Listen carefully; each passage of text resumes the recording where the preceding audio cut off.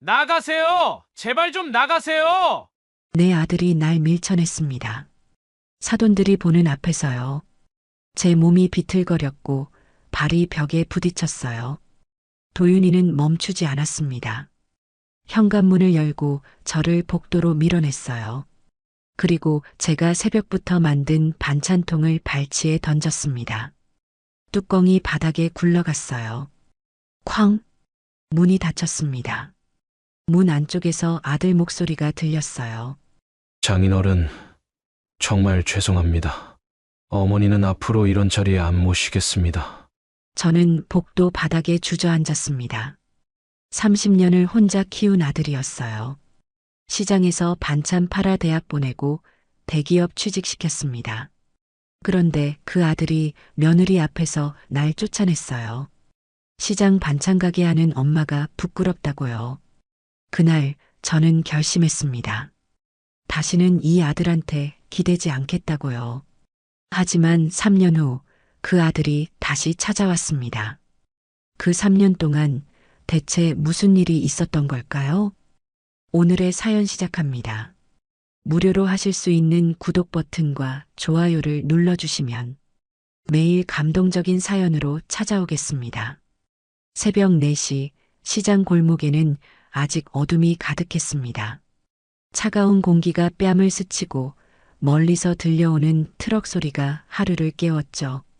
저는 늘 이 시간에 일어났습니다. 30년이 넘도록요.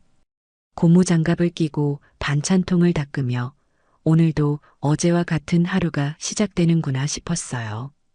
김영숙, 그게 제 이름입니다.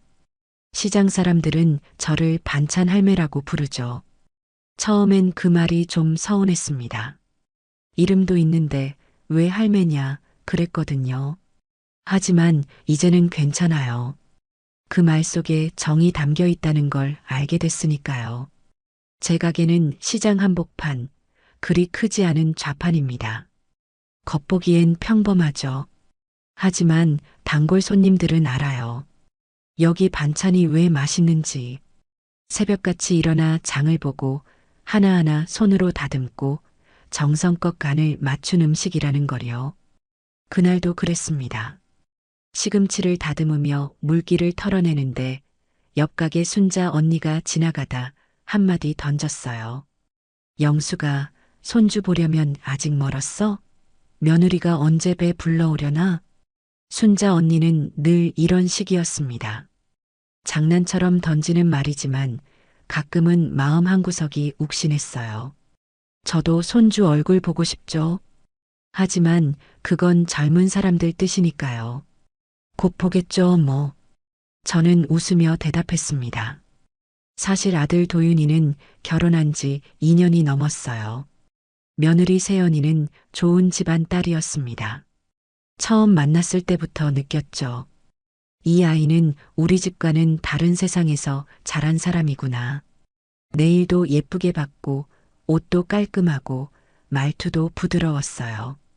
도윤이가 저한테 자랑스럽게 소개하던 날 저는 기뻤습니다. 우리 아들이 이렇게 좋은 사람 만났구나 그랬거든요. 하지만 동시에 걱정도 됐어요. 세연이가 저를 어떻게 볼까? 시장에서 반찬 파는 시어머니를, 손에 늘 고무장갑 낀 할머니를 과연 편하게 받아들일 수 있을까? 그런 생각이 들더라고요. 그래도 세연이는 저한테 잘해줬습니다. 어머니가 만드신 반찬 정말 맛있어요.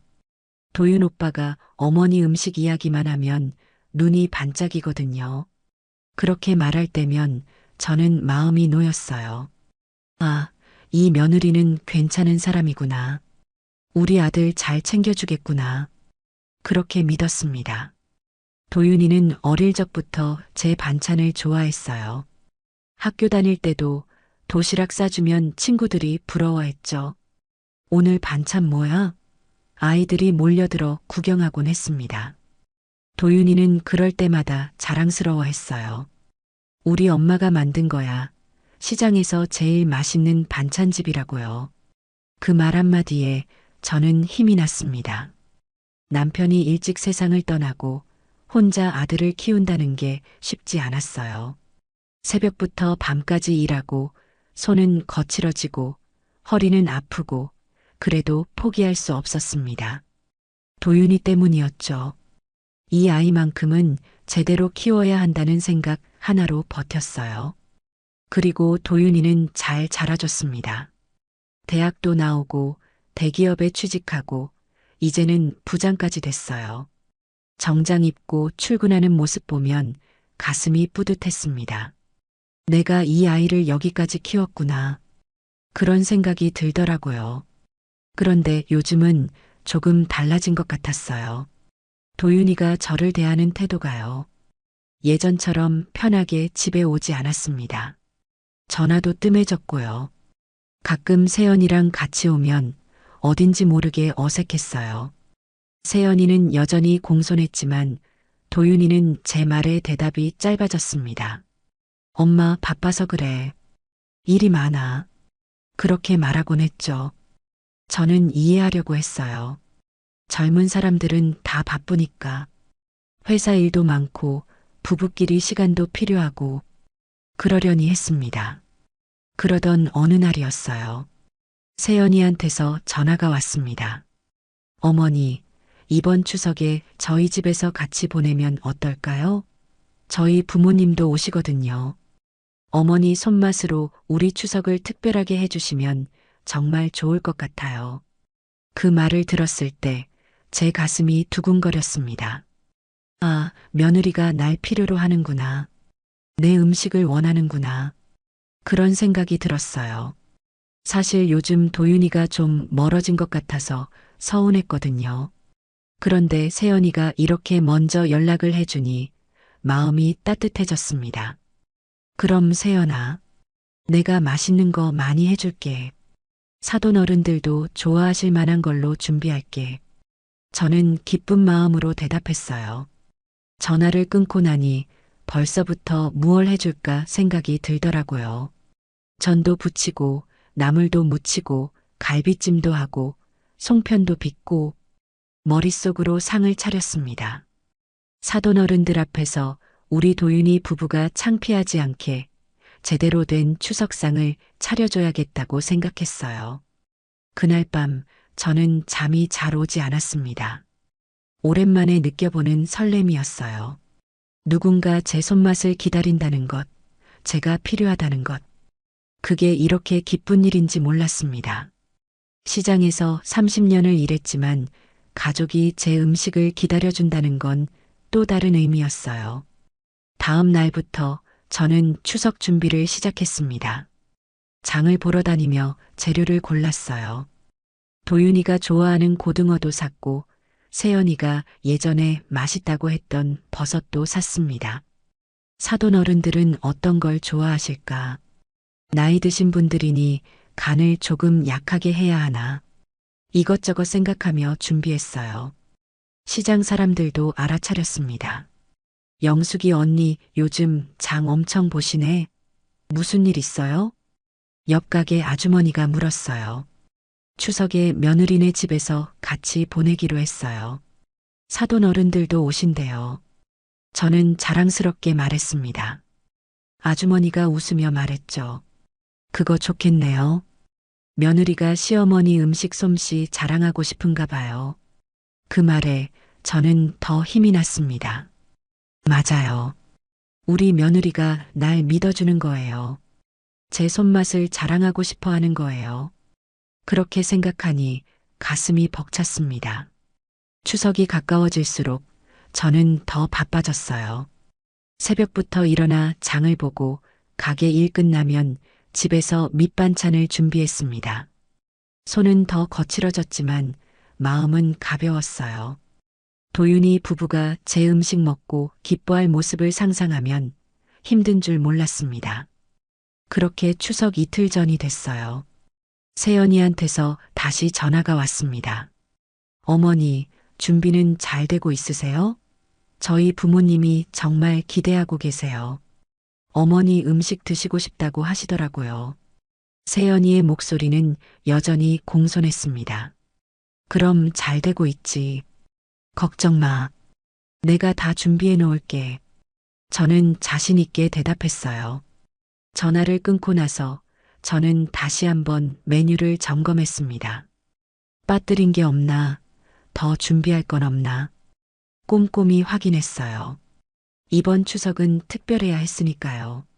30년 동안 시장에서 일했지만 이렇게 설레는 적은 없었습니다. 가족이 저를 기다린다는 것. 그게 이렇게 큰 힘이 되는 줄 몰랐어요. 추석날 저는 최고의 상을 차려줄 겁니다. 도윤이도 세연이도 사돈 어른들도 모두 만족하실 거예요. 그렇게 믿으며 저는 마지막 준비를 마쳤습니다. 엄마, 나가주세요. 그 말이 지금도 귓가에 맴돕니다. 내 아들의 목소리였어요. 추석 당일 새벽 5시, 저는 이미 도윤이네 집 앞에 서 있었습니다. 손에는 무거운 장바구니 2개가 들려 있었어요. 시장에서 새벽같이 사온 싱싱한 재료들이었죠. 고등어, 시금치, 도라지, 표고버섯. 하나하나 고르고 또 골랐습니다. 사돈 어른들 앞에서 부끄럽지 않게 최고로 좋은 것들만 담았어요. 초인종을 누르자 세연이가 문을 열어줬습니다. 어머니, 벌써 오셨어요? 그 목소리가 어딘지 모르게 차가웠어요. 전화로 들었던 그 따뜻한 톤과는 달랐습니다. 하지만 저는 대수롭지 않게 생각했어요. 아침 일찍이라 피곤한가 보다 그렇게 넘겼죠. 응, 일찍 준비해야 할 게 많아서. 내가 다 해줄 테니까 걱정 마. 저는 환하게 웃으며 장바구니를 들고 안으로 들어갔습니다. 부엌으로 가는데 세연이가 뒤따라오더니 손을 펴보이며 말했어요. 어머니, 저 어제 네일 새로 받았거든요. 오늘 부모님 오시니까 예쁘게 해야 할 것 같아서요.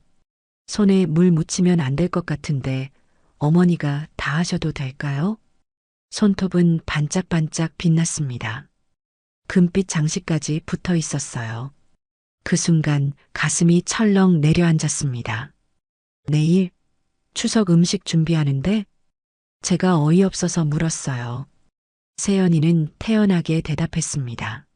네, 손이 예뻐야 사진도 잘 나오잖아요. 어머니는 괜찮으시죠? 그녀의 눈빛엔 미안함이 없었어요. 저는 할 말을 잃었습니다. 추석 음식을 부탁해놓고 정작 본인은 손 하나 안 대겠다는 거였죠. 하지만 뭐라 할 수가 없었어요. 며느리가 예쁘게 꾸미고 싶다는데 시어머니가 뭐라 하겠습니까? 그래, 괜찮아. 내가 다 할게. 억지로 웃으며 대답했습니다. 부엌에 혼자 남겨졌어요. 거실에서는 세연이가 소파에 앉아 스마트폰을 들여다보고 있었습니다. 가끔 웃음소리가 들렸어요. 저는 그 소리를 들으며 혼자 일을 시작했습니다.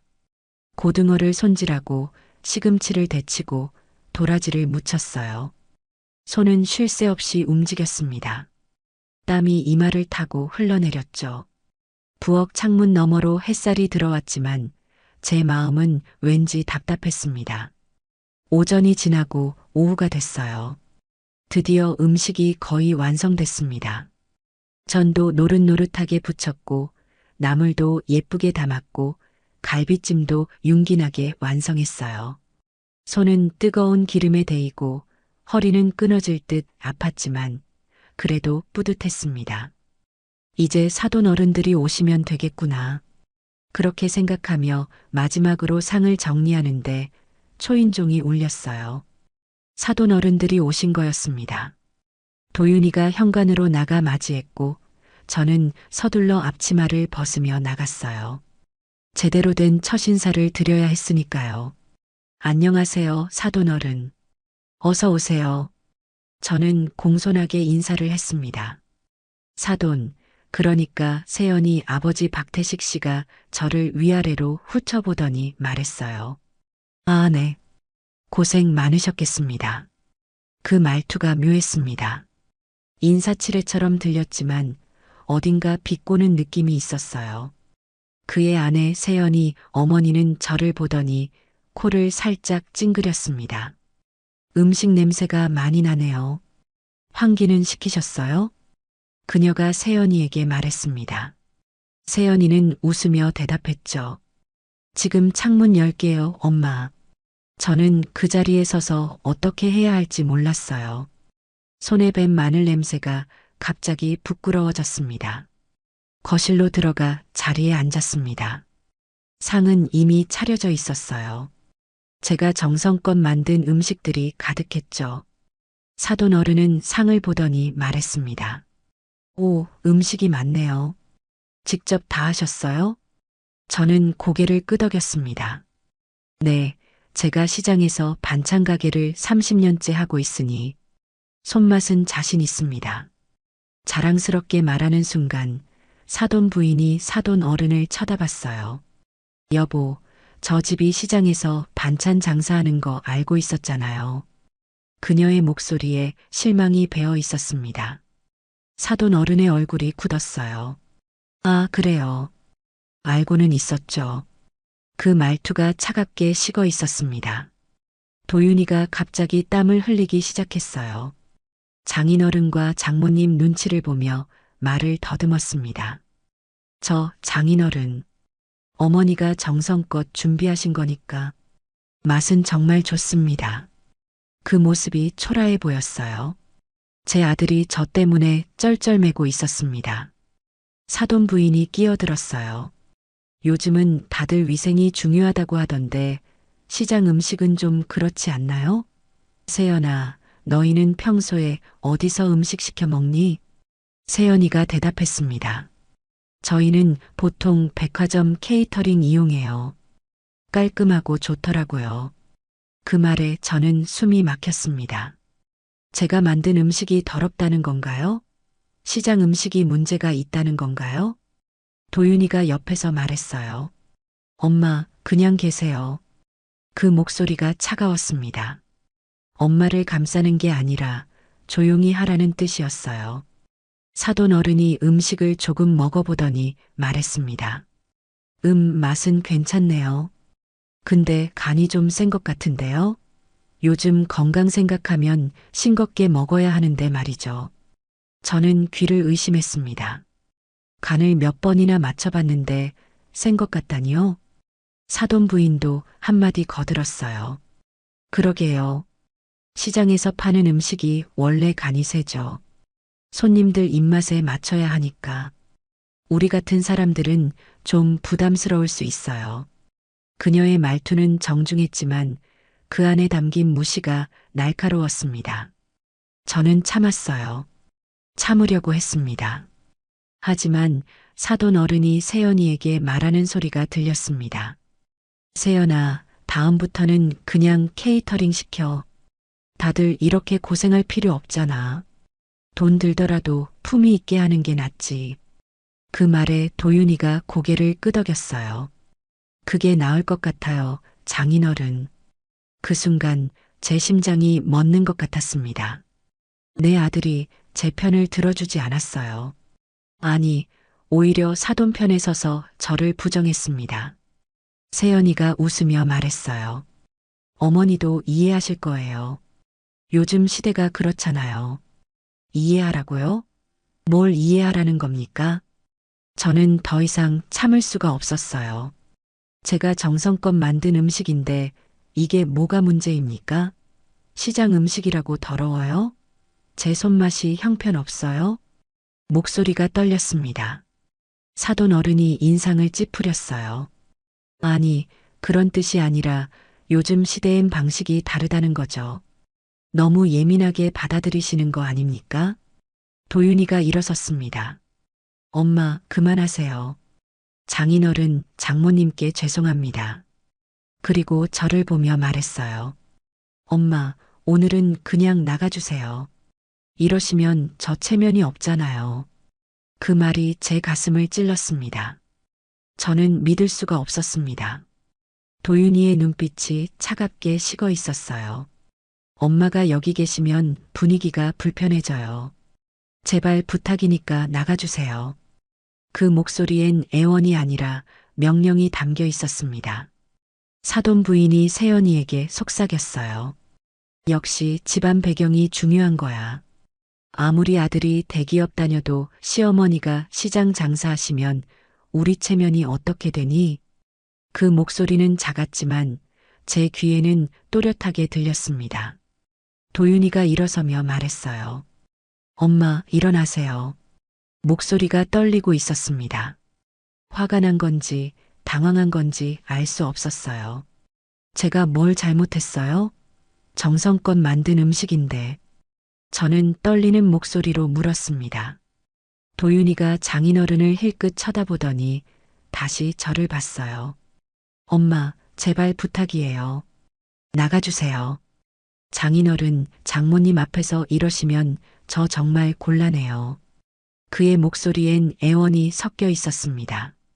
하지만 저를 걱정해서가 아니었어요. 자기 체면이 무너질까봐 두려워하는 거였죠. 나가라고요? 내가 뭘 잘못했는데? 저는 믿을 수가 없었습니다. 사돈 어른이 차갑게 말했어요. 사돈댁, 우리 같은 사람들이랑은 좀 격이 안 맞는 것 같습니다. 다음부턴 이런 자리 마련 안 하시는 게 좋겠어요. 그 말에 도윤이 얼굴이 새하얗게 질렸습니다.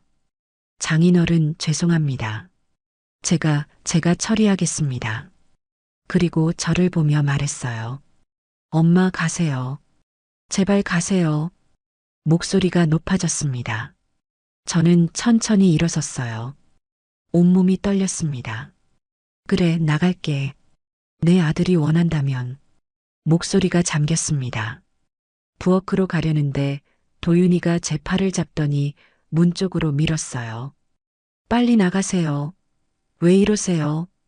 그 손에 힘이 들어가 있었습니다. 제 몸이 비틀거렸어요. 도윤아, 엄마를 이렇게. 저는 믿을 수가 없었습니다. 하지만 도윤이는 멈추지 않았어요. 현관문을 열고 저를 밖으로 밀어냈습니다. 나가세요. 제발 좀 나가세요. 그의 목소리는 거의 비명에 가까웠어요. 저는 복도로 밀려났습니다. 발이 헛디뎌 벽에 부딪혔어요. 도윤이가 다시 안으로 들어가려다가 멈춰서더니 제 반찬통을 들고 나왔습니다. 이것도 가져가세요. 반찬통을 제 발치에 내려놓았습니다. 뚜껑이 떨어져 나가며 바닥에 굴러갔어요. 그리고 문을 닫았습니다. 쾅! 그 소리가 제 가슴을 찢었습니다. 저는 복도에 홀로 서 있었습니다. 아니, 주저앉아 있었어요. 무릎에 힘이 풀렸거든요. 문 안쪽에서 도윤이 목소리가 들렸습니다. 장인어른, 장모님, 정말 죄송합니다. 이런 일 다시는 없을 겁니다. 어머니는 앞으로 이런 자리에 안 모시겠습니다. 그 말이 또렷하게 들렸어요. 세연이 목소리도 들렸습니다. 아빠, 엄마, 정말 죄송해요. 저도 몰랐어요. 이렇게까지 하실 줄은. 그들은 저에 대해 이야기하고 있었습니다. 마치 제가 무슨 사고를 친 사람처럼요. 저는 떨어진 반찬통 뚜껑을 주웠습니다. 손이 떨려서 몇 번이나 떨어뜨렸어요. 복도 끝에서 이웃집 아주머니가 저를 쳐다봤습니다. 눈빛에 연민이 어려 있었어요. 하지만 아무 말도 하지 않고 돌아섰습니다. 저는 천천히 일어섰습니다. 30년을 혼자 키운 아들이 며느리 앞에서 날 쫓아냈습니다. 사돈들 앞에서 날 부끄러워했어요. 그날 저는 처음으로 알았습니다. 자식을 위해 살아온 제 삶이 그들에겐 아무 의미도 없었다는 걸요. 엘리베이터를 타고 내려오는 내내 눈물이 멈추지 않았습니다. 시장으로 돌아가는 버스 안에서도 반찬통을 꼭 안고 울었어요. 아무도 저를 쳐다보지 않았습니다. 그렇게 추석날이 저물어 갔습니다. 그날 이후 전화벨이 울리지 않았습니다. 추석이 지나고 일주일, 보름, 한 달이 흘렀어요. 도윤이에게서 연락은 없었습니다. 문자도 전화도 아무것도요. 저는 핸드폰을 들여다보곤 했어요. 혹시 내가 놓친 건 아닐까, 알림이 꺼진 건 아닐까, 그렇게 확인했지만 아무것도 없었습니다. 시장으로 돌아왔어요. 새벽 4시에 일어나고 장을 보고 반찬을 만들었습니다. 손은 늘 하던 대로 움직였지만 마음은 텅 비어 있었어요. 고등어를 손질하면서도 시금치를 데치면서도 계속 그날이 떠올랐습니다. 도윤이가 절 밀쳐내던 손의 감촉이요. 나가세요. 제발 좀 나가세요. 그 목소리가 귓가에 맴돌았어요. 시장 사람들이 물었습니다. 영숙이 언니, 추석 잘 보냈어요? 며느리네 집에서 보낸다고 하지 않았어요? 순자 언니가 밝게 물었을 때 저는 웃으며 대답했어요. 응, 잘 보냈지. 음식도 많이 해줬고. 거짓말이었습니다. 하지만 사실을 말할 수가 없었어요. 시장 사람들에게 제가 쫓겨났다는 걸 어떻게 말합니까?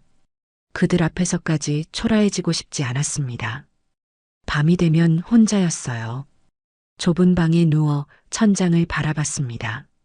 잠이 오지 않았어요. 눈을 감으면 추석날이 떠올랐고 눈을 뜨면 고요함만 남았습니다.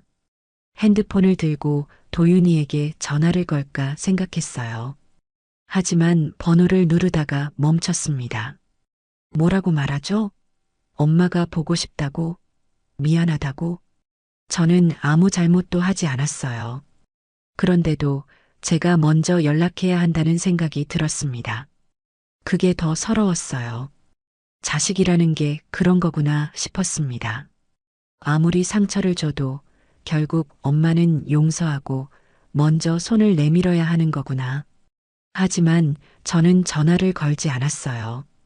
이번만큼은 아니었습니다. 한 달이 지나고 시장에 소문이 돌기 시작했어요. 영숙이 아들 사업 시작한대요. 뷰티 쪽으로요. 옆 가게 아주머니가 말했습니다. 저는 귀를 의심했어요. 뷰티요? 우리 도윤이가요? 며느리 친정에서 돈 대줬다던데. 요즘 젊은 사람들은 그런 거 잘하잖아요. 아주머니는 신기하다는 듯 말했습니다. 저는 아무 말도 못했어요. 도윤이가 사업을 시작했다니요. 그것도 며느리 친정 돈으로요. 제게는 한마디도 없었습니다.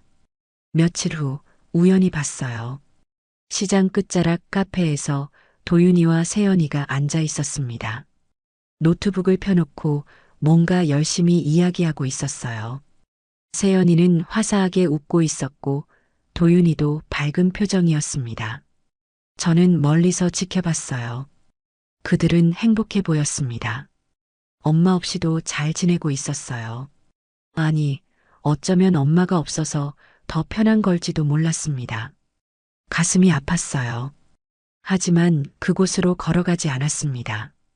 도윤아 하고 부를 수가 없었어요. 그들의 웃음 속에 낄 자격이 없다는 생각이 들었습니다. 저는 돌아섰습니다. 그날 밤 처음으로 울지 않았어요. 눈물이 마른 건지 아니면 마음이 단단해진 건지 알 수 없었습니다. 그저 텅 빈 기분이었어요. 다음 날도 그 다음 날도 일했습니다. 새벽에 일어나 장을 보고 반찬을 만들고 손님을 맞았어요. 손은 거칠어졌고 허리는 더 아팠지만 그래도 멈출 수가 없었습니다. 일을 하지 않으면 생각이 너무 많아졌거든요. 시장 사람들은 제가 평소와 다름없다고 생각했어요. 영숙이 언니는 변함없네. 역시 일벌레야. 순자 언니가 웃으며 말했습니다. 저는 웃어 보였어요. 하지만 속은 달랐습니다. 무너지지 않으려고 버티고 있을 뿐이었어요. 어느 날 단골 손님이 말했습니다. 사장님, 요즘 반찬 맛이 더 좋아진 것 같아요. 뭔가 다른데요? 그 말에 저는 멈칫했어요. 정말요? 그냥 늘 하던 대로 했는데. 아니에요. 뭔가 깊은 맛이 나요. 진심이 더 들어간 것 같달까요? 손님은 환하게 웃었습니다. 저는 고개를 끄덕였어요. 진심이라 그런 게 느껴지나 봅니다. 상처받은 마음이 음식에 녹아든 건지도 몰랐어요. 그 즈음 도윤이와 세연이의 사업 소식이 자주 들렸습니다. 세연이가 인터넷에 올린 사진이 화제래요. 뷰티 제품 광고인데 반응이 좋대요. 며느리 친정에서 돈을 많이 댔나 봐요. 사무실도 얻었다던데. 시장 사람들은 부러워했습니다. 저는 아무 말도 하지 않았어요. 부러운 게 아니었습니다. 그저 허전했어요. 아들이 새로운 시작을 하는데 엄마는 아무것도 모르고 있다는 게 슬펐습니다. 한 달 반쯤 지났을 때 세연이가 친구랑 시장에 왔어요. 저한테 직접 찾아온 건 아니었습니다. 시장 구경을 하다가 우연히 제 가게 앞을 지나갔어요. 언니, 여기 반찬 맛있어요? 친구가 세연이에게 물었습니다. 세연이가 제 가게를 힐끗 보더니 말했어요. 글쎄, 여기는 좀 오래된 데라 위생이 별로일 것 같은데. 저쪽 깔끔한 데로 가자. 그리고 지나갔습니다. 저는 그 자리에 서서 그들의 뒷모습을 봤어요. 세연이는 저를 못 본 척했습니다. 아니, 정말 못 봤을 수도 있어요. 시장 반찬 가게 할머니 하나쯤은 눈에 들어오지 않았을 테니까요. 가슴이 저려왔습니다. 하지만 저는 아무렇지 않은 척 다시 일했어요. 손님이 오면 웃었고 반찬을 담아주며 인사했습니다. 그렇게 버텼어요. 2달이 지났을 무렵 도윤이와 세연이의 사업이 본격적으로 시작됐습니다. 인터넷에 사진이 올라왔어요. 화려한 사무실, 예쁘게 포장된 제품들, 웃고 있는 두 사람의 모습, 댓글에는 부러워하는 말들이 가득했습니다. 시장 사람들도 그 얘기를 했어요. 영숙이 아들, 대단한데요? 사업 대박 날 것 같아요. 순자 언니가 말했습니다. 저는 웃으며 대답했어요. 그랬으면 좋겠네요. 마음속으로는 복잡했습니다. 기쁜 건지 슬픈 건지 서운한 건지 알 수 없었어요. 그저 멀어진다는 느낌만 들었습니다. 도윤이는 이제 저 없이도 잘 살 수 있나 봅니다. 며느리 친정의 도움으로 새로운 세상을 만들어가고 있었어요. 시장에서 반찬 파는 엄마는 필요 없었죠. 그날 밤 저는 창문을 열고 밖을 봤습니다. 시장 골목엔 불빛이 하나둘 꺼지고 있었어요. 하루가 끝나가고 있었습니다. 저는 생각했어요. 내가 뭘 잘못한 걸까? 아들을 키우며 뭘 잘못 가르친 걸까? 손맛으로 자식을 키웠는데 그 자식이 제 손을 밀쳐냈습니다. 하지만 이제는 알았어요. 우는 것도 원망하는 것도 소용없다는 걸요. 저는 제 삶을 살아야 했습니다. 도윤이가 저를 버렸다면 저도 이제 제 길을 가야 했어요. 그렇게 마음을 다잡았습니다. 다음 날부터 조금씩 달라지기 시작했어요. 더 이상 핸드폰을 들여다보지 않았습니다. 도윤이에게 전화가 올까 기다리지 않았어요. 그냥 제 일에만 집중했습니다. 반찬을 만들고 손님을 대하고 시장 사람들과 이야기를 나눴어요. 그게 제 일상이었습니다. 30년을 해온 일이었고 앞으로도 할 일이었어요. 아들이 없어도 저는 김영숙이었습니다. 시장에서 반찬 파는 손맛 하나로 살아온 여자였어요. 그걸 잊지 않으려 했습니다. 3달이 지났습니다. 겨울이 오고 있었어요. 새벽 시장 골목은 더 차가워졌고 고무장갑을 낀 손도 시렸습니다. 하지만 저는 멈추지 않았어요. 늘 하던 대로 새벽 4시에 일어나 장을 봤습니다. 그날도 그랬어요. 시장 입구에서 배추를 고르고 있는데 과일 장수 박 사장님이 소리쳤습니다. 영숙이 언니 들었어요? 언니 아들 사업 대박 났다면서요? 저는 손을 멈췄어요. 그래요? 잘 됐네요. 담담하게 대답했습니다. 인터넷에 사진 떴던데 젊은 사람들이 줄 서서 제품 산대요. 언니 아들 정말 똑똑한가 봐요. 박 사장님은 부러워하는 얼굴이었습니다. 저는 배추를 집어들며 말했어요. 그렇게 됐으면 좋겠네요. 마음속으론 복잡했습니다. 도윤이 사업이 잘 된다니 다행이었어요. 하지만 그 소식을 남들한테서 듣는다는 게 서러웠습니다. 아들한테서 직접 들어야 하는 거 아닌가요? 장을 마치고 가게로 돌아왔어요. 반찬을 만들기 시작했습니다. 물을 채 썰고 고춧가루를 넣고 손맛을 더했어요. 제 손은 거짓말을 하지 않았습니다. 30년 동안 쌓인 기술이 고스란히 남아 있었어요. 아침이 밝았습니다. 손님들이 하나둘 오기 시작했어요. 단골 김 여사님이 오셨습니다. 사장님, 오늘은 뭐가 맛있어요? 늘 묻는 질문이었어요. 오늘은 무생채가 괜찮아요. 아삭아삭하게 잘 됐거든요. 그럼 그거 주세요. 사장님 손맛은 못 믿어요. 김 여사님은 웃으며 돈을 건넸습니다. 저는 반찬을 담아드리며 덤으로 김치를 조금 더 얹어줬어요. 이것도 드세요. 서비스예요. 어머, 고마워요. 사장님은 정말 인심도 좋으시다니까요. 김 여사님이 기뻐하며 가셨습니다. 그런 순간들이 좋았어요. 작지만 따뜻했습니다. 손님들이 제 반찬을 좋아해주고 고맙다고 말해주는 게 위로가 됐어요. 아들은 저를 버렸지만 여기엔 저를 필요로 하는 사람들이 있었습니다. 점심때가 됐어요. 순자 언니가 김밥을 들고 왔습니다. 영수가 점심 먹어. 내가 김밥 샀어. 고마워요, 언니. 우리는 가게 뒤 작은 공간에 앉았어요.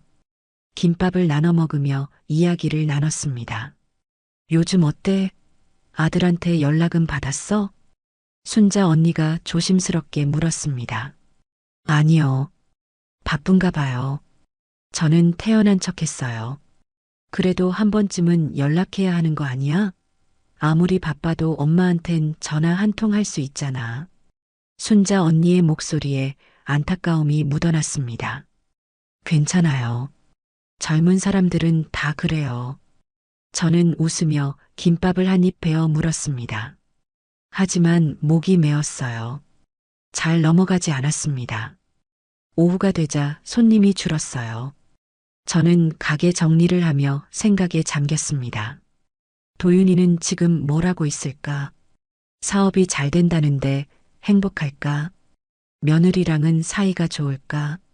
그런 생각들이 꼬리에 꼬리를 물었어요. 그때 낯선 여자가 가게 앞에 섰습니다. 정장을 입은 40대쯤 되어 보이는 여자였어요. 시장 사람 같지 않았습니다. 손에는 명함 지갑을 들고 있었어요. 혹시 김영숙 사장님이신가요? 여자가 공손하게 물었습니다. 네, 그런데요. 저는 의아해하며 대답했어요. 저는 한빛식품 상품기획부서에서 나온 이선미라고 합니다. 사장님 반찬 맛이 정말 좋다는 소문을 들었어요. 그녀가 명함을 건넸습니다. 저는 명함을 받아들었어요. 한빛식품이라니 대기업이었습니다. 무슨 일로 오셨어요? 이선미 씨가 웃으며 말했습니다. 사장님 레시피로 우리 회사랑 협업을 해보면 어떨까 싶어서요. 예전부터 소문은 들었거든요. 시장에서 30년 동안 한결같은 맛을 지켜온 분이라고요. 그 말에 저는 당황했습니다. 협업이요? 저 같은 사람이랑요? 그럼요. 요즘 소비자들이 찾는 게 바로 이런 손맛이거든요.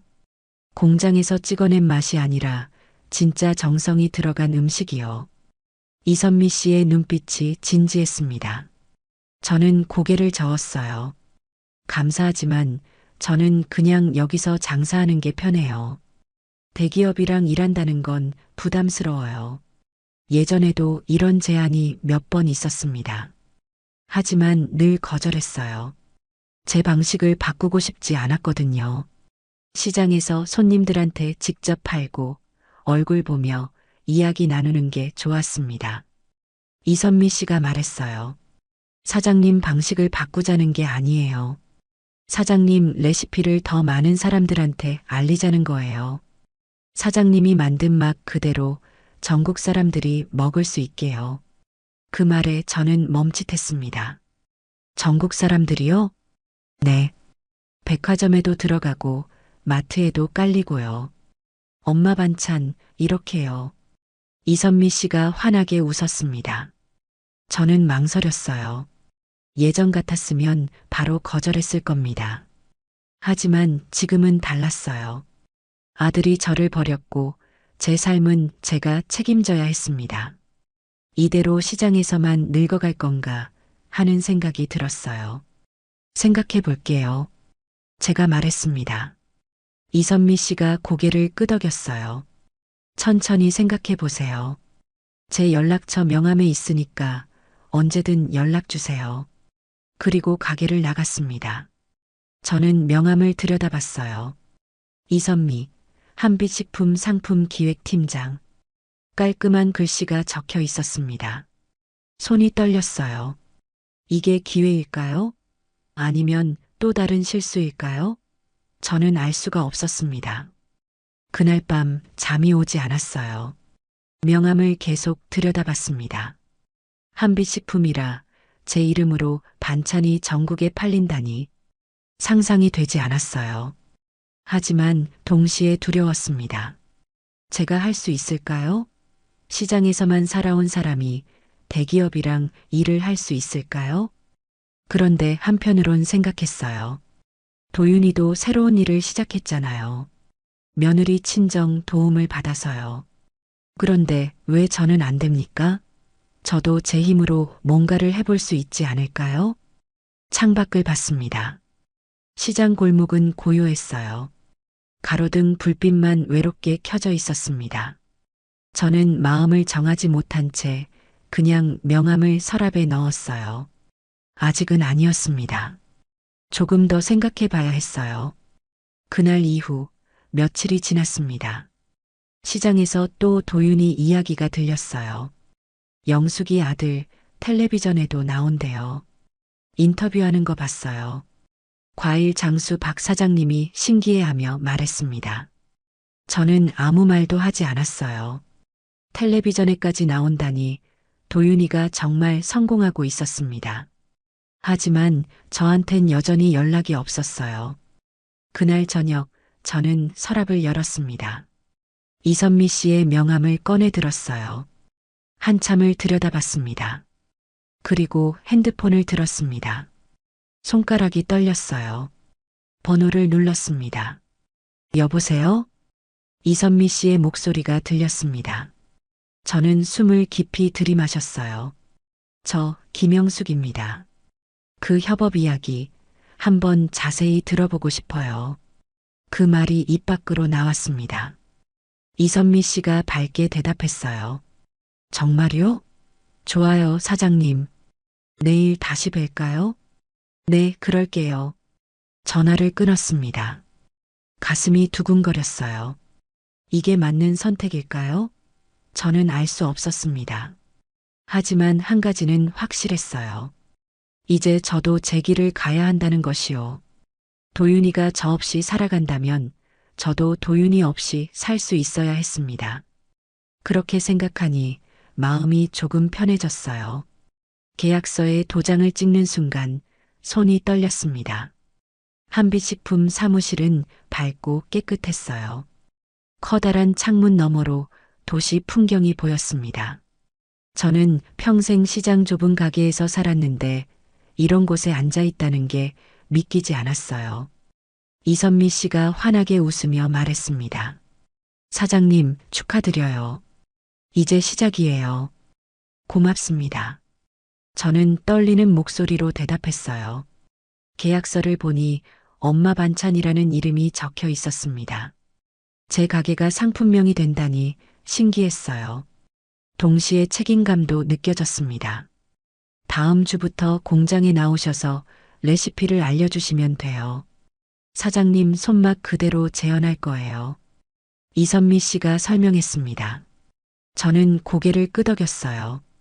하지만 걱정도 됐습니다. 제 손맛을 공장에서 똑같이 만들 수 있을까요? 기계로 만든 음식이 정성과 같을 수 있을까요? 사무실을 나오며 창밖을 봤습니다. 도시는 빠르게 움직이고 있었어요. 차들이 지나가고 사람들이 바쁘게 걸어갔습니다. 저는 그 속에서 작은 점처럼 느껴졌어요. 하지만 이상하게도 외롭지 않았습니다. 오히려 뭔가 해낼 수 있을 것 같았어요. 시장으로 돌아왔습니다. 순자 언니가 물었어요. 영수가 어디 갔다 와? 얼굴이 좀 다른데? 그냥 볼일 좀 봤어요. 저는 얼버무렸습니다. 아직 시장 사람들한테 말하고 싶지 않았어요. 혹시 잘못되면 어쩌나 하는 걱정도 있었고 괜히 자랑하는 것 같아서 부담스러웠습니다. 다음 주가 됐어요. 한빛식품 공장에 처음 갔습니다. 공장은 컸어요.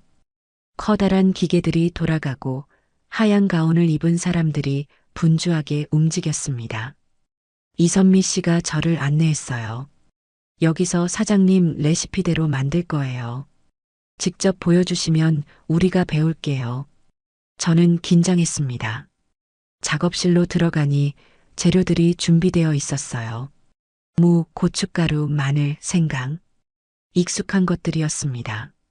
손이 저절로 움직였어요. 먼저 물을 이렇게 채 썰어요. 너무 얇으면 아삭한 맛이 없고 너무 두꺼우면 간이 안 배요. 직원들이 제 손을 지켜봤습니다. 그 다음엔 소금물에 살짝 절여요. 이때 시간이 중요해요. 너무 오래 두면 물러지거든요. 저는 하나하나 설명했습니다. 직원 한 명이 물었어요. 사장님, 정확한 시간이 몇 분인가요? 저는 잠시 생각했어요. 글쎄요, 시간으로 재본 적은 없어요. 그냥 손으로 만져보면 알아요. 이 정도면 됐다 하는 게 느껴져요. 직원들이 당황한 표정을 지었습니다. 이선미 씨가 웃으며 말했어요. 괜찮아요. 우리가 여러 번 해보면서 정확한 시간을 찾을게요. 사장님은 그냥 평소 하시던 대로 해주세요. 저는 안심했습니다. 그날 하루 종일 공장에서 반찬을 만들었어요. 무생채도 만들고 깻잎장아찌도 만들고 멸치볶음도 만들었습니다. 직원들은 열심히 메모하고 사진도 찍었어요. 집에 돌아오니 저녁이었습니다.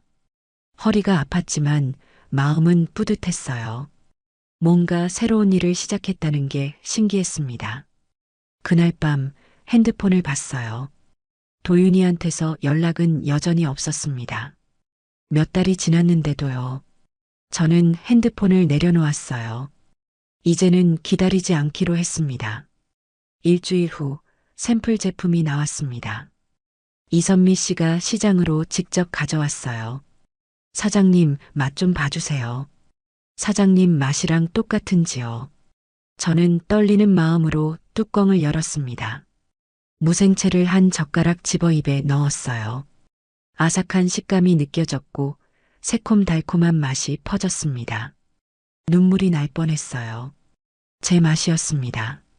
제가 30년 동안 만들어 온 그 맛이었어요. 맞아요. 이거예요. 이 맛이에요. 제가 말했습니다. 이선미 씨가 환하게 웃었어요. 다행이다. 그럼 다음 주부터 본격적으로 생산 들어갈게요. 백화점이랑 마트에 납품할 거예요. 저는 믿기지 않았습니다. 제 반찬이 백화점에 들어간다니요. 한 달이 지났습니다. 엄마 반찬이 마트에 깔리기 시작했어요. 처음엔 반응이 조용했습니다. 하지만 며칠 지나자 입소문이 났어요. 어느 날 시장에 낯선 손님이 왔습니다. 혹시 김영숙 사장님이세요? 마트에서 엄마 반찬 사 먹었는데 너무 맛있어서요. 본인 맞으세요? 젊은 여자가 신기해하며 물었습니다.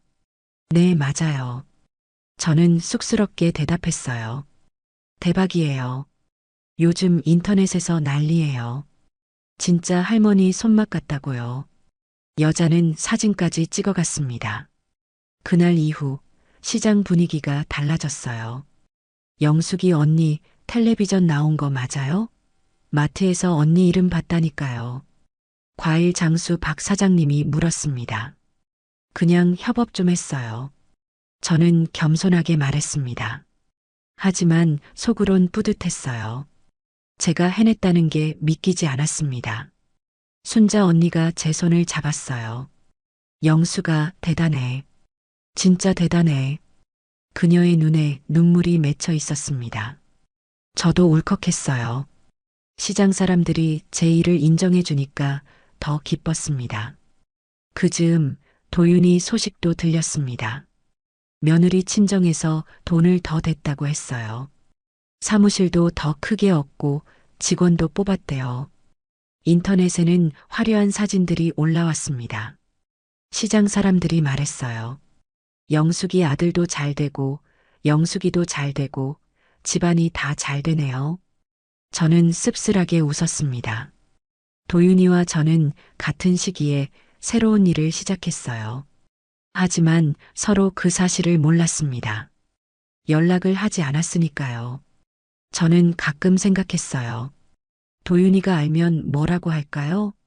엄마가 대기업이랑 일한다는 걸 알면 놀랄까요? 아니면 여전히 시장 반찬 가게 할머니로만 볼까요? 알 수 없었습니다. 어느 날 백화점에 갔습니다.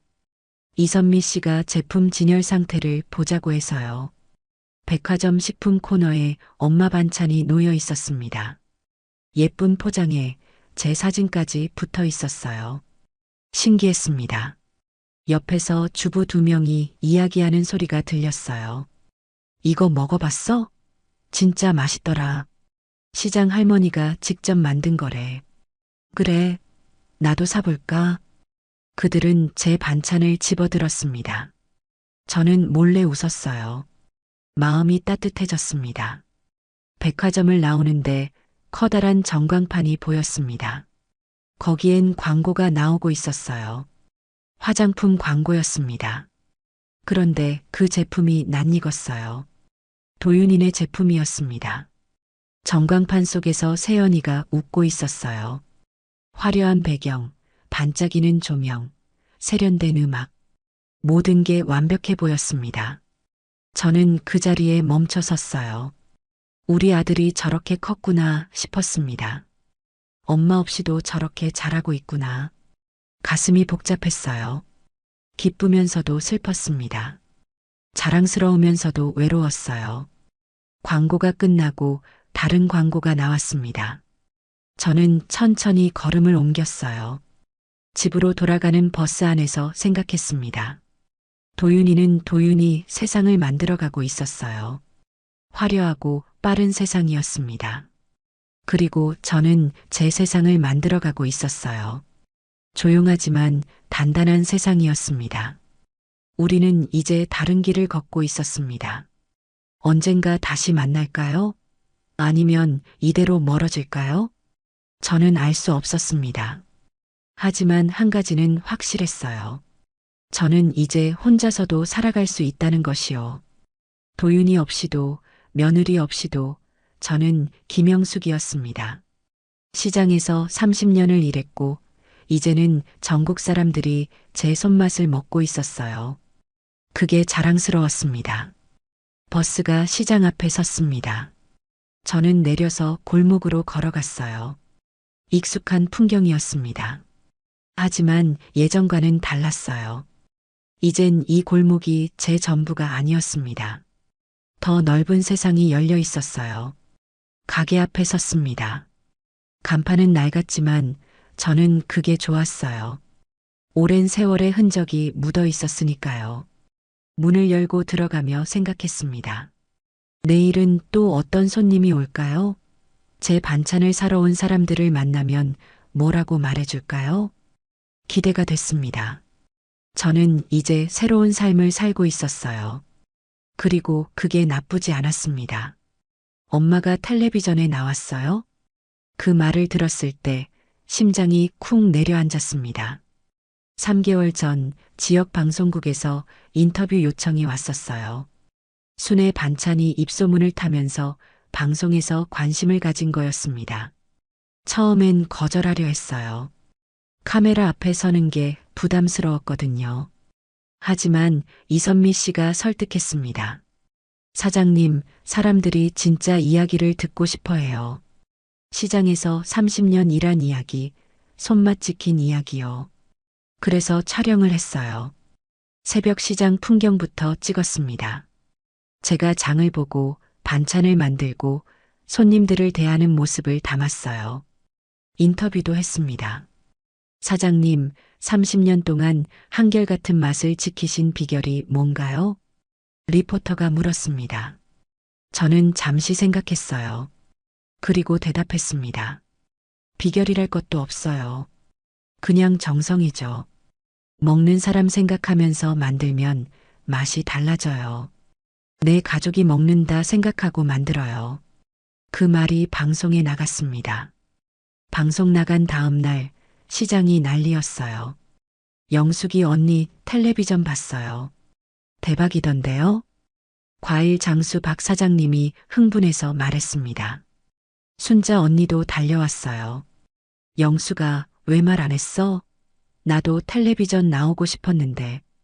그녀가 웃으며 제 팔을 때렸습니다. 저는 쑥스러웠어요. 그냥 한 거예요. 별거 아니에요. 별거 아니긴요. 우리 시장 유명해지겠어요. 시장 상인들이 모두 좋아했습니다. 그날부터 손님이 늘었어요. 텔레비전 보고 왔어요. 사장님 반찬 사고 싶어서요. 젊은 사람들이 찾아왔습니다. 사진도 찍어갔어요.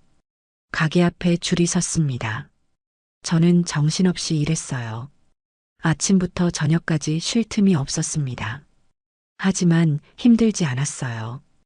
행복했거든요. 그 즈음 이선미 씨가 좋은 소식을 가져왔습니다. 사장님, 엄마 반찬 매출이 예상보다 2배 넘게 나왔어요. 전국 마트에서 불티나게 팔려요. 그녀의 목소리가 들떠 있었습니다. 정말요? 저는 믿기지 않았어요. 이러다 전국구 브랜드 되겠어요. 사장님 대단하세요. 저는 손을 내저었습니다. 제가 뭘 했다고요? 그냥 늘 하던 대로 했을 뿐인데요. 그게 대단한 거예요. 변하지 않은 게요. 이선미 씨가 진지하게 말했습니다. 그날 밤 혼자 가게에 앉아 있었어요. 조용했습니다. 낮의 소란이 거짓말처럼 사라졌어요. 저는 창밖을 봤습니다. 시장 골목엔 가로등만 켜져 있었어요. 문득 도윤이가 생각났습니다. 벌써 몇 달이나 지났어요. 여전히 연락은 없었습니다. 도윤이는 제가 이렇게 됐다는 걸 알까요? 텔레비전에 나온 것도 알까요? 궁금했지만 전화하지 않았어요. 먼저 연락할 생각이 없었습니다. 그때 제가 몰랐던 일들이 일어나고 있었습니다. 도윤이네는 무너지고 있었어요. 나중에 들은 이야기예요. 무리하게 사업을 확장했대요. 사무실을 크게 얻고 직원을 많이 뽑고 재고를 쌓아놨답니다. 처음엔 잘 팔렸지만 곧 문제가 생겼어요. 경쟁 제품이 나왔고 유행이 바뀌었답니다. 재고가 창고에 쌓였고 돈이 안 들어왔어요. 임대료는 밀렸고 직원 월급도 못 줬답니다. 며느리 친정에서 투자금 회수를 요구했어요. 사돈 어른이 화를 냈답니다. 이게 무슨 사업이야? 돈만 날렸잖아. 당장 돌려줘. 목소리가 차갑고 날카로웠대요. 도윤이는 쩔쩔맸답니다. 장인어른, 조금만 더 시간을 주세요. 제가 해결할게요. 하지만 사돈 어른은 듣지 않았어요. 시간은 무슨 시간이야. 넌 능력도 없으면서 큰 소리만 쳤어. 그 말에 도윤이는 아무 대답도 못했답니다. 세연이도 달라졌어요. 예전처럼 밝지 않았답니다. 내일도 안 받고 명품도 안 샀어요. 돈이 없었거든요. 부부 사이도 나빠졌답니다. 당신이 무리하게 확장하자고 했잖아요. 내 말 들을 걸 그랬어. 세연이가 따졌어요. 그럼 당신이 친정에서 돈 더 빌려오지 그랬어. 장모님이 화낸 것도 당신 탓이야. 도윤이가 쏘아붙였답니다. 두 사람은 서로 탓하며 싸웠어요. 그러던 어느 날 저녁이었습니다. 도윤이와 세연이가 작은 원룸에 앉아 있었어요. 사무실도 정리하고 큰 집도 빼고 이제 좁은 방에서 살고 있었답니다. 텔레비전을 켰어요. 뉴스가 나오고 있었습니다. 화면엔 시장 풍경이 보였어요. 그리고 한 할머니가 반찬을 만들고 있었습니다. 도윤이는 처음엔 관심 없었어요. 그냥 흘려듣고 있었습니다. 리포터 목소리가 들렸어요. 묵묵히 시장에서만 반찬을 만들던 한 할머니의 손맛이 식품 업계를 뒤흔들고 있습니다. 화면이 클로즈업 됐습니다. 그 할머니의 얼굴이 나왔어요. 도윤이의 손이 멈췄습니다. 저였거든요. 엄마. 도윤이가 중얼거렸답니다. 세연이도 화면을 봤어요. 저기 어머니 아니에요? 두 사람은 말없이 텔레비전을 응시했습니다. 제 목소리가 들렸어요. 비결이랄 것도 없어요. 그냥 정성이죠. 먹는 사람 생각하면서 만들면 맛이 달라져요. 화면엔 시장에서 일하는 제 모습이 나왔어요. 새벽에 장 보는 모습, 반찬 만드는 모습, 손님들 웃으며 맞이하는 모습. 리포터가 말했습니다.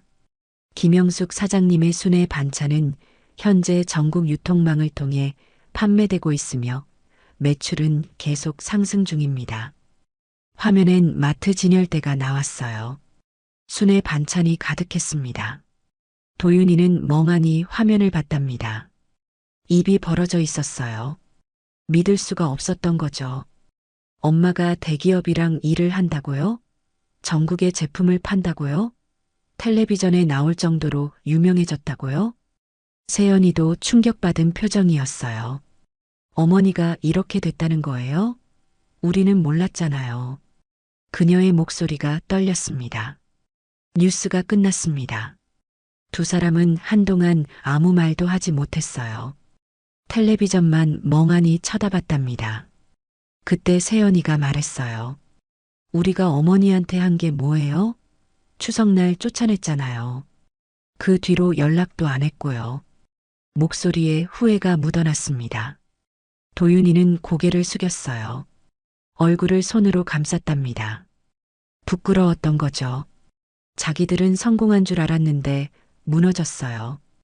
반면 엄마는 혼자서 성공했습니다. 도움도 안 받고 연락도 안 하고 묵묵히 자기 길을 갔어요. 그게 더 부끄러웠던 거죠. 도윤이가 핸드폰을 들었답니다. 엄마 번호를 눌렀어요.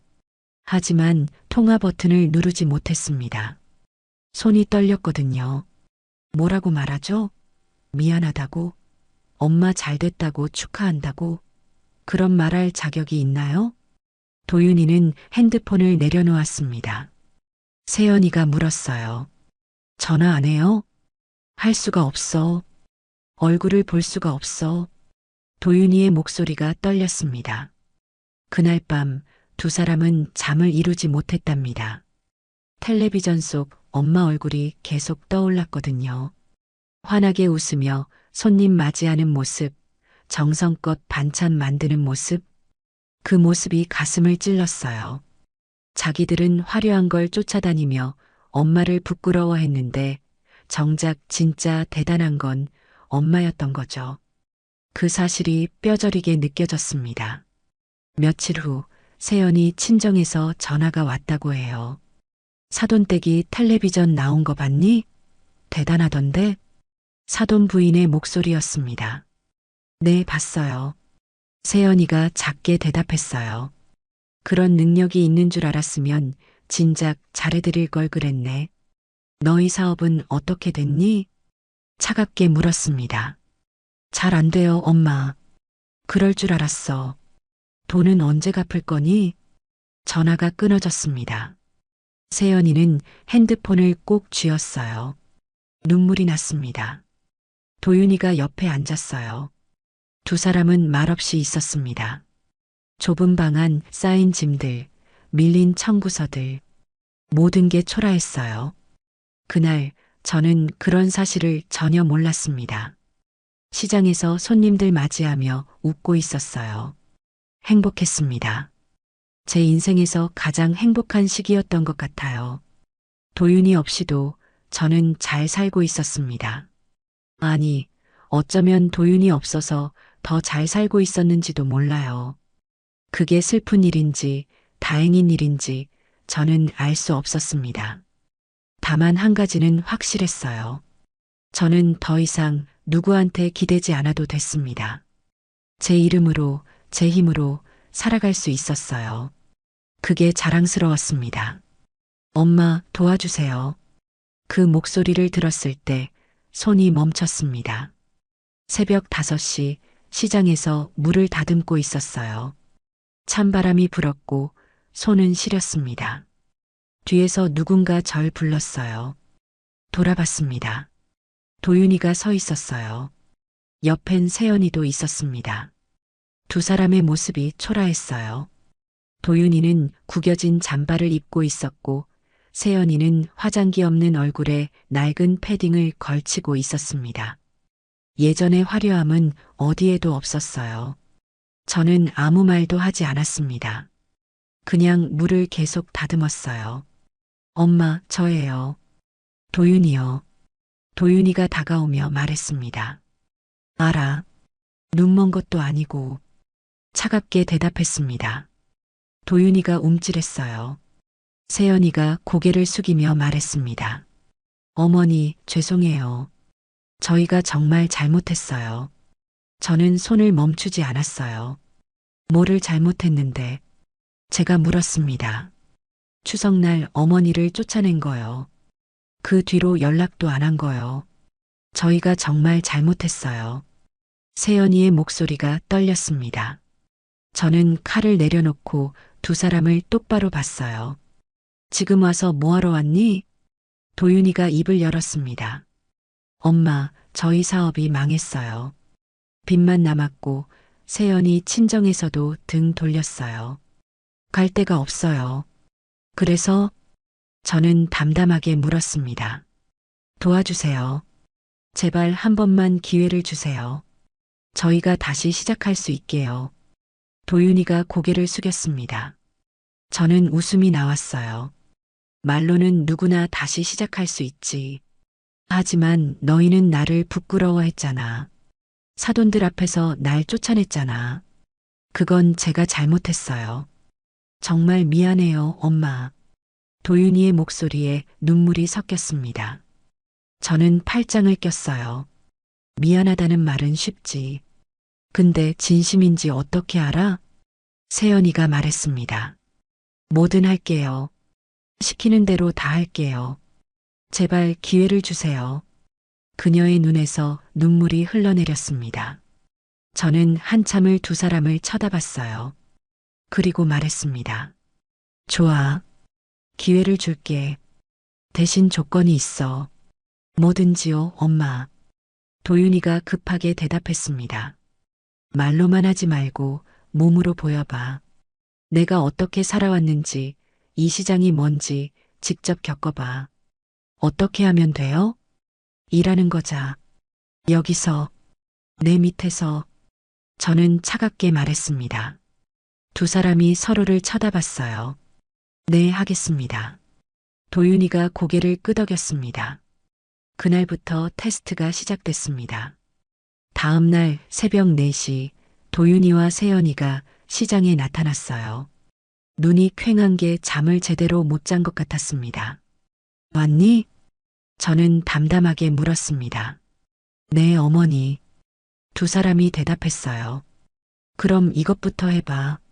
저는 고무장갑 2개를 던졌습니다. 세연이가 고무장갑을 들더니 망설였어요. 손을 보니 네일이 여전히 발라져 있었습니다. 예전만큼 화려하진 않았지만요. 너는 그 손으로 반죽이나 해봐. 제가 말했습니다. 세연이가 고무장갑을 꼈어요. 손이 떨렸습니다.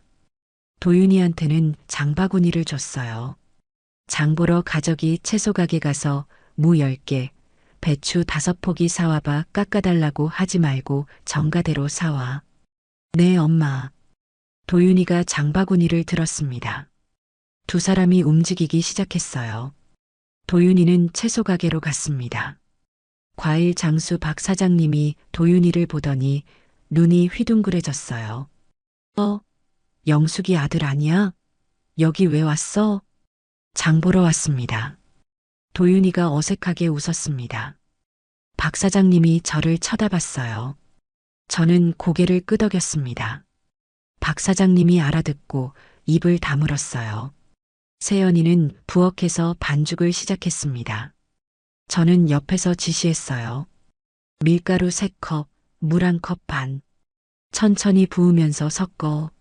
세연이가 밀가루를 부었습니다. 손이 서툴렀어요. 밀가루가 바닥에 흘렀습니다. 조심해. 재료 낭비하지 말고. 제가 차갑게 말했습니다. 죄송해요. 세연이가 다시 시작했어요. 반죽을 치대는데 힘이 없었습니다. 고무장갑 낀 손이 자꾸 미끄러졌어요. 힘 좀 더 줘. 그렇게 해서 언제 반죽이 완성되니? 네, 어머니. 세연이가 이를 악물고 힘을 줬습니다. 이마에 땀이 맺혔어요. 1시간 후 도윤이가 돌아왔습니다. 장바구니가 무거워 보였어요. 손에 붉은 자국이 났습니다. 여기 있습니다, 엄마. 도윤이가 숨을 헐떡이며 말했습니다. 이제 이걸 다 씻어. 깨끗하게. 흙 하나 남지 않게. 도윤이가 물을 씻기 시작했어요. 찬물에 손을 담그니 얼굴이 찌푸려졌습니다. 추웠던 거예요. 하지만 멈추지 않았습니다. 저는 두 사람을 지켜봤어요. 말없이 일하는 모습을 봤습니다. 점심때가 됐어요. 순자 언니가 왔습니다. 영수가, 이게 무슨 일이야? 아들이랑 며느리가 왜 여기서 일하고 있어? 그녀가 조용히 물었습니다. 일 배우는 거예요. 저는 짧게 대답했습니다. 순자 언니가 고개를 끄덕였어요. 더 묻지 않았습니다. 오후가 됐어요. 세연이는 전을 부치고 있었습니다. 뜨거운 기름이 튀었어요. 손등에 닿았습니다. 앗! 세연이가 비명을 질렀습니다. 저는 냉정하게 말했어요. 계속해. 전 부칠 땐 다 그런 거야. 세연이가 눈물을 닦고 다시 전을 부쳤습니다. 도윤이는 손님 상대를 했어요. 단골 김 여사님이 왔습니다. 아니, 사장님 아들 아니에요? 여기서 일하세요? 네, 배우는 중입니다. 도윤이가 어색하게 웃었습니다. 그래요? 그럼 무생채 하나 주세요. 도윤이가 반찬을 담았습니다. 서툴렀어요. 양이 들쭉날쭉했습니다. 제가 옆에서 지적했어요. 똑같이 담아야지. 손님한테 공평하게 해야 하는 거야. 네, 엄마. 도윤이가 다시 담았습니다. 저녁이 됐어요. 두 사람은 녹초가 돼 있었습니다. 세연이는 주저앉아 있었고 도윤이는 허리를 펴지 못했어요. 오늘은 이만 들어가. 제가 말했습니다. 두 사람이 고개를 들었어요. 얼굴엔 땀과 밀가루가 묻어 있었습니다. 내일도 일찍 와 새벽 4시. 네, 어머니. 세연이가 힘없이 대답했습니다. 두 사람이 일어섰어요. 비틀거렸습니다. 저는 그 모습을 지켜봤어요. 가슴 한구석이 아렸습니다. 하지만 내색하지 않았어요. 두 사람이 시장을 빠져나갔습니다. 순자 언니가 다가왔어요. 영수가 너무 심한 거 아니야? 심하긴요. 이 정도도 못 참으면 진심이 아니에요. 저는 단호하게 말했습니다. 그날 밤 혼자 가게에 앉아 있었어요. 오늘 하루가 떠올랐습니다. 땀 흘리며 일하던 도윤이, 눈물 참으며 전 부치던 세연이. 그 모습들이 자꾸 눈앞에 아른거렸어요. 가슴이 답답했습니다. 미워하고 싶었는데 미워지지 않았어요. 차갑게 대하고 싶었는데 마음이 흔들렸습니다. 하지만 아직은 아니었어요. 진심인지 확인해야 했습니다. 며칠은 더 지켜봐야 했어요. 저는 창밖을 봤습니다. 시장 골목은 조용했어요. 내일도 두 사람은 올 거예요. 그리고 저는 또 차갑게 대할 거예요. 언제까지요? 모르겠습니다. 하지만 한 가지는 확실했어요. 진심이 보일 때까지였습니다. 말이 아니라 행동으로 보여줄 때까지였어요. 그때가 오면 그때 생각하기로 했습니다. 저는 가게 문을 닫았어요. 그리고 집으로 돌아갔습니다. 3년이 흘렀습니다. 계절이 세 바퀴 돌아 다시 추석이 왔어요. 그날 도윤이한테 쫓겨났던 추석이었습니다. 올해는 달랐어요. 새벽 4시 시장에 나왔습니다. 문을 여는데 누군가 먼저 와 있었어요. 도윤이었습니다. 장바구니를 들고 서 있었어요. 엄마, 먼저 장 보고 올게. 그가 말했습니다. 저는 고개를 끄덕였어요. 3년 동안 도윤이는 단 하루도 빠지지 않았습니다. 새벽마다 나와서 일했어요. 장도 보고 무도 씻고 손님도 상대했습니다. 처음 1년은 서툴렀어요. 손님들 앞에서 어색해하고 장 보는 것도 헤맸습니다. 하지만 2년째부터 달라졌어요. 손에 익기 시작했습니다. 이젠 3년째 완전히 시장 사람이 됐어요. 손님들이 알아봤어요. 순의 아들이네. 일 잘하네. 박 사장님이 도윤이를 그렇게 불렀습니다. 도윤이는 그 말에 웃었어요. 예전엔 부끄러워했을 텐데 이젠 자랑스러워하는 것 같았습니다. 세연이도 달랐어요. 고무장갑을 끼고 반찬을 만들고 있었습니다. 손톱엔 네일이 없었어요. 깨끗하게 정리된 손이었습니다. 어머니, 무생채 다 만들었어요. 그녀가 말했습니다. 목소리에 자신감이 묻어났어요. 잘했네. 저는 짧게 대답했습니다. 1년 전만 해도 상상할 수 없던 풍경이었어요. 며느리가 시장에서 일하고 아들이 장을 보고 함께 땀 흘리는 모습이요. 오전이 됐어요. 손님들이 하나둘 모여들었습니다. 추석 전이라 바빴어요. 사장님, 오늘 저는 있어요? 단골 김 여사님이 물었습니다. 네, 있어. 도윤아, 전 좀 담아드려. 저는 아들을 불렀어요. 네, 엄마. 도윤이가 전을 담았습니다. 손이 익숙했어요. 양도 딱 맞게 담았습니다. 김 여사님이 웃으며 말했어요. 아들이 일 잘하네요. 사장님 손맛 그대로예요. 고맙습니다. 도윤이가 공손하게 인사했습니다. 저는 그 모습을 지켜봤어요. 가슴이 뭉클했습니다. 점심때가 됐어요. 순자 언니가 김밥을 들고 왔습니다. 영수가 오늘도 바쁘네. 애들 밥은 먹였어? 저는 도윤이와 세연이를 봤어요. 아직이야. 그럼 같이 먹어. 내가 넉넉하게 샀어. 순자 언니가 김밥을 나눠줬습니다. 네 사람이 가게 뒤에 앉았어요. 좁은 공간이었지만 따뜻했습니다. 도윤이가 김밥을 한 입 베어 물더니 말했어요. 엄마, 3년 동안 정말 많이 배웠어. 처음엔 하루하루가 지옥 같았는데 이젠 이 일이 좋아졌어. 저는 아무 말 하지 않았어요. 세연이가 이어서 말했습니다. 어머니가 얼마나 대단한 분인지 이제 알아요. 처음 1년은 정말 힘들었어요. 도망가고 싶었어요. 하지만 버텼어요. 2년째 되니까 보이기 시작하더라고요.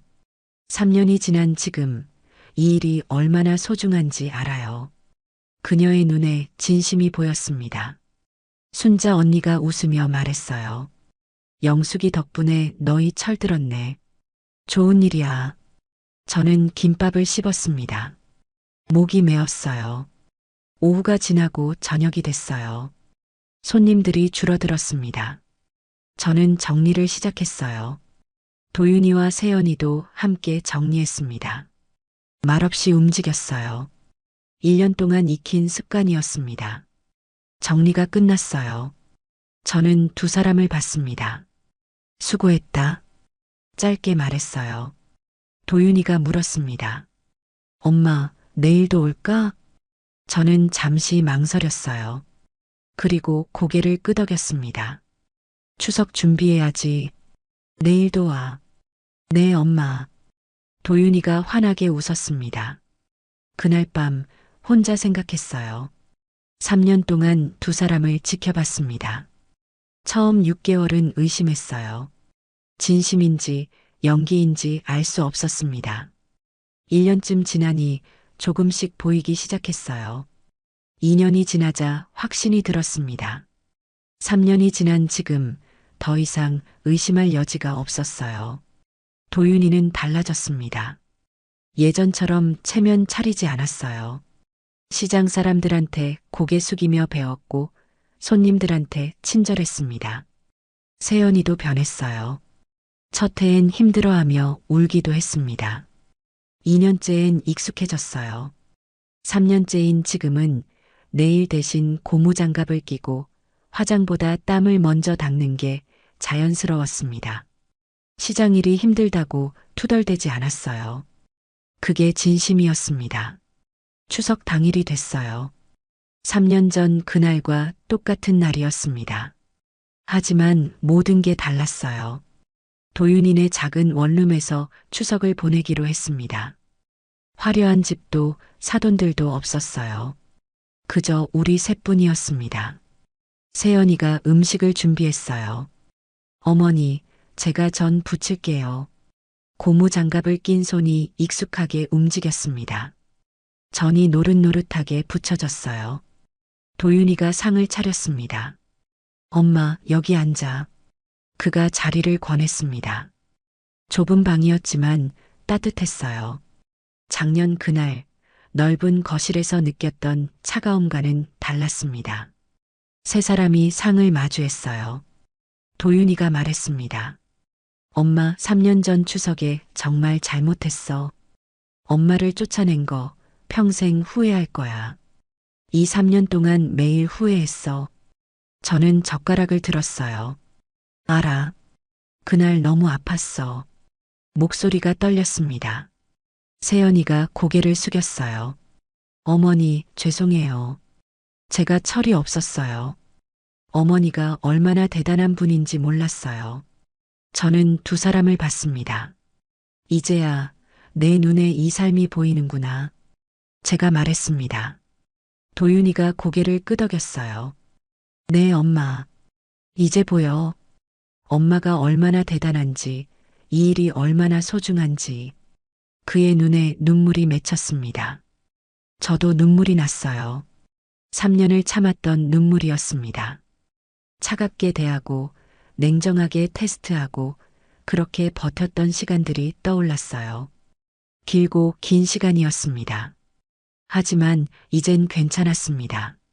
두 사람이 진심을 보였으니까요. 밥을 먹었어요. 세연이가 만든 전이 맛있었습니다. 도윤이가 차린 상도 정갈했어요. 식사 후 세 사람이 나란히 앉았습니다. 도윤이가 말했어요. 엄마, 우리 다시 시작할 수 있을까?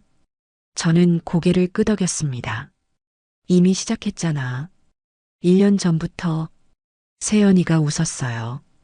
눈물 섞인 웃음이었습니다. 창밖을 봤어요. 해가 지고 있었습니다. 작년 추석엔 울면서 버스를 탔었죠. 올해는 달랐어요. 아들과 며느리 옆에 앉아 있었습니다. 그게 행복이었습니다. 저는 깨달았어요. 성공이 뭔지, 행복이 뭔지요. 큰 집도 화려한 사업도 아니었습니다. 진심으로 함께하는 가족이었어요. 서로의 삶을 이해하고 존중하는 마음이었습니다. 도윤이는 엄마 없이 화려하게 살려 했지만 무너졌어요. 저는 아들 없이 조용히 살았지만 성공했습니다. 그리고 이제 우리는 함께였어요. 서로의 자리를 이해하며 함께 걷고 있었습니다. 그날 밤 도윤이가 저를 시장까지 바래다 줬어요. 엄마, 조심히 들어가. 너희도 들어가. 저는 손을 흔들었습니다. 두 사람이 멀어졌어요. 손을 잡고 걸어가는 뒷모습이 보였습니다. 저는 가게로 들어갔습니다. 혼자 앉아 생각했어요. 30년을 이곳에서 일했습니다. 손맛 하나로 아들을 키웠어요. 그 아들이 저를 버렸지만 저는 무너지지 않았습니다. 오히려 더 단단해졌어요. 그리고 이젠 아들도 알게 됐습니다.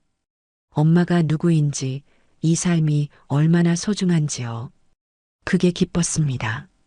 창밖을 봤어요. 시장 골목은 고요했습니다. 가로등 불빛만 조용히 켜져 있었어요. 내일도 새벽 4시에 일어날 거예요. 장을 보고 반찬을 만들고 손님을 맞을 겁니다. 도윤이와 세연이도 올 거예요. 함께 일하고 함께 웃을 겁니다. 그게 제 삶이었습니다. 평범하지만 소중한 제 삶이었어요. 저는 미소 지었습니다. 그리고 불을 껐습니다.